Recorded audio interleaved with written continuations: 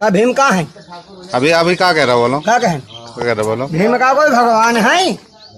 नहीं अभी का गाली दे रहा भीम की है बोलो। नमस्कार, मेरा नाम है अरुण गौतम और आप देख रहे हैं धाकड़ टीवी। तो देखा आपने इस अर्धनंगे ब्राह्मण को, गले में जनेऊ लपेटा हुआ है और कपड़े नहीं पहने हुए, नंगा। नंगे लोगों को हमेशा लोग दूर रहने की बात करते हैं क्योंकि नंगे लोग किसी को भी कुछ भी कह सकते हैं। ये कह रहा है कि बाबा साहब कौन है। इसे शायद पता नहीं है कि बाबा साहब के पैदा होने से ही हमारे देश में जितने भी भगवान लोग अवतार लेते थे, अवतार लेना बंद कर दिए। हमारे साथ एक और ब्राह्मण मौजूद है, इनसे जानेंगे कि कौन थे बाबा साहब।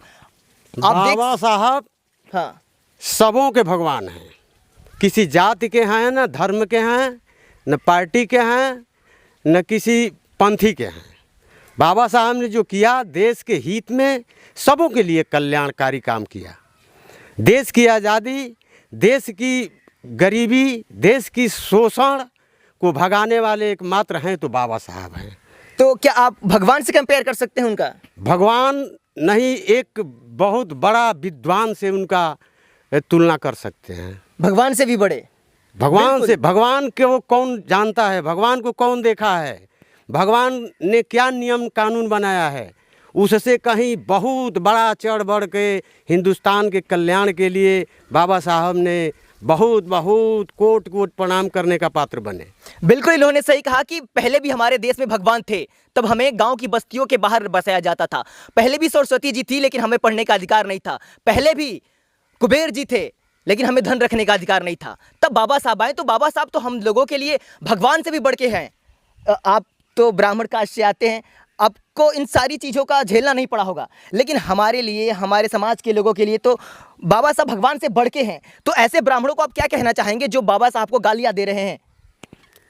कोई भी कास्ट का ब्राह्मण हो, चाहे कोई भी कास्ट का हो, किसी भी बुद्धिजीवी और विद्वान आदमी को गाली देना उचित नहीं है, अनुचित है। बिल्कुल, आपने सही कहा कि कोई भी विद्वान को अगर गाली देता है तो जाहिर सी बात है वो उनकी चीज़ों से कुछ ना कुछ डर रहा होगा। गाली दे रहे हैं क्योंकि शुरू से ब्राह्मण लोगों को गाली देते आ रहे हैं, अपनी बहन देने के बाद भी गाली दे रहे हैं, उनका फर्ज बनता है शायद, क्योंकि बाबा साहब को बहन ब्राह्मणों ने ही दिया था, तो शायद जीजा समझ के गाली दे रहे हो।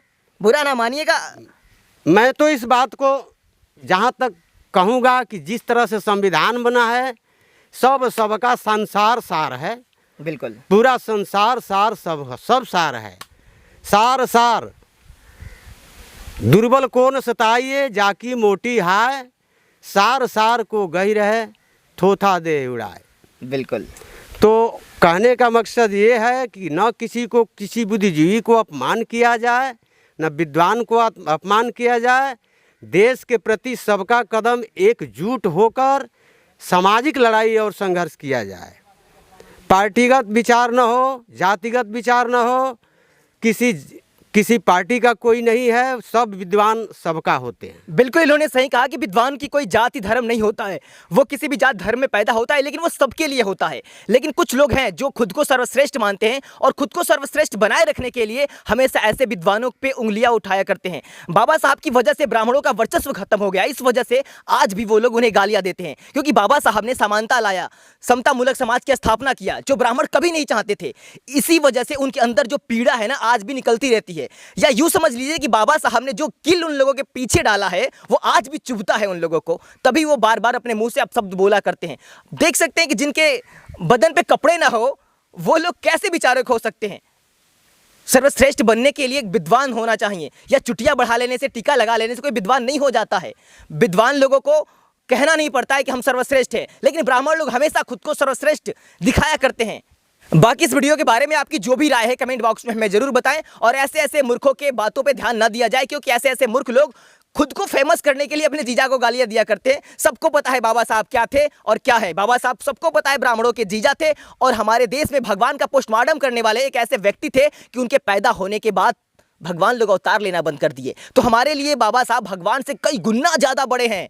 बाकी इस वीडियो के बारे में आपकी जो भी राय है कमेंट बॉक्स में जरूर बताएं।